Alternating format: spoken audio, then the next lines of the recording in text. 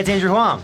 There are some people who believe that the development of artificial intelligence and machine learning will lead to humanity's demise, which maybe so, maybe no. I'm asking the same question I'm always asking, which is, will it music? This video is a collaboration with a team at Google called Magenta, whose focus is on exploring how we can create art and music with machine learning. They got in touch a little while ago and showed me a bunch of things they were working on and asked if there was anything I would want to do with it, and I was really drawn to a project of theirs called NSynth, which stands for Neural Synthesizer. It's super exciting to me because it's an entirely new form of synthesis. Rather than manipulating sounds like most synthesizers, NSynth manipulates data. It analyzes audio files, learns how all that data relates to itself, and then produces new audio files from scratch. And this opens up some interesting possibilities. So for instance, if we have this vibraphone sound and this guitar sound, we can ask NSynth to generate a new sound that is 50% of each.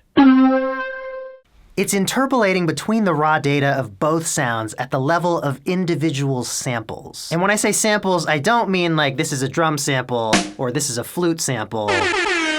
I mean like the building blocks of digital audio. You know how a video is made up of different frames? For instance, these are all the frames you just saw of me saying the word frames. In this video, you're seeing 24 frames per second, and it makes for a pretty smooth recreation of all of my movement.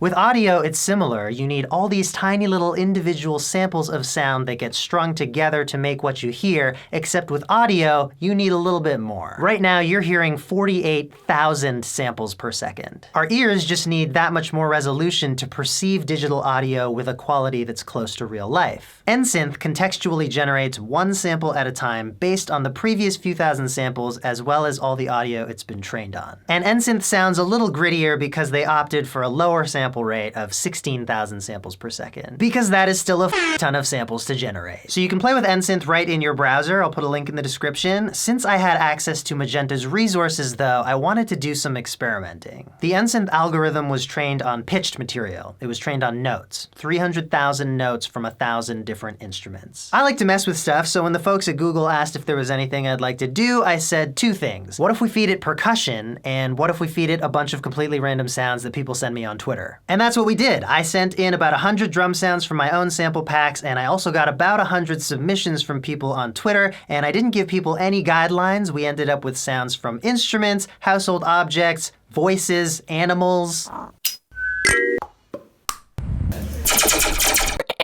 The Magenta team crossed every combination of 2 drum sounds and every combination of 2 random Twitter sounds, leading to just shy of 9,000 new sounds. And yes, there will be a sample pack. The algorithm did a really good job with the drums. I just got a whole bunch of variations on drum sounds.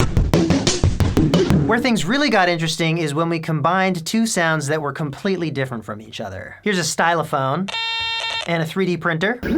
This is what they sound like crossed. What if we take this baby goat and combine that with that 3D printer? Oops, just summoned Satan. Here's one more example. We've got a fountain crossed with a string scrape. This combination is really interesting. Doesn't that just sound like an electric guitar? This type of sound happened fairly often, and I'm wondering if it's a byproduct of NSynth having to deal with much more complex sounds than single notes. Dealing with a lot more frequencies at once, but still trying to interpret that in a pitched way because it was trained on pitched material. Maybe. I'm gonna end this video by sharing a piece of music I made using only these sounds that NSynth generated, the drum ones and the Twitter ones. I started by just trying to listen to them all, and I think I got through almost 1,000 before giving up on that idea. So I made some selects, I organized them in Ableton based on how they sound, and then I made this track basically by just moving them around, putting them in different orders, stacking them in different combinations, listening the whole time, seeing what worked and how things flowed. And I ended up using somewhere between 200 and 300 of these sounds in the final piece. If you're interested, I talk more about my process in a video on Nat and Friends channel, which I'll link to. I named this track Rainbowgram, which is what they call all these cool looking sound visualizations on the NSynth website. That's a whole other tangent that we're not gonna take right now. Here's the music.